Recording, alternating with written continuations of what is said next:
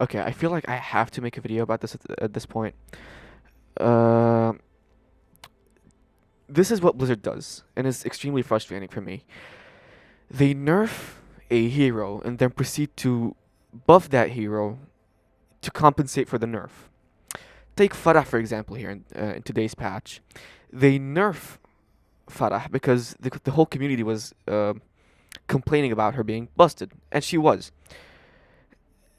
So they nerf her, and then they proceed in the same patch to buff her to compensate for it, which seems backwards to me. Why would you nerf something if you're gonna buff it again to compensate? Since Farah was busted, the whole community complained about it. They heard us and they nerfed her. They reduced the explosion damage from 30 to 0, but they buffed the explosion knockback from 6 to 8, and knockback increased by 11%, which seems backwards to me. It just doesn't make sense to me. Why would you nerf something if you're gonna just straight up buff it again in the same patch? They did this last season with Sojourn. They nerfed her and then they buffed her twice or three times to compensate for it, which just doesn't make sense. Why'd you nerf something if you're gonna buff it again to keep it just as annoying?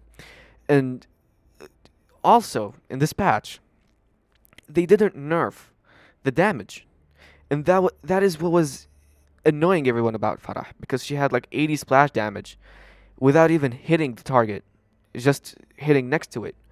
If you're aiming at a widow and you hit next to the widow, you did 80 damage to the widow, which is obviously overpowered. And they they just didn't nerf the damage. They just nerfed her CC, and then buffed it again to compensate for the nerf.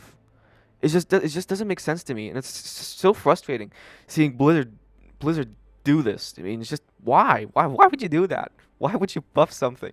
Why would you nerf something if you're gonna buff it again? It just doesn't make sense. So yeah, rant over. Thank you for watching. Have a good day.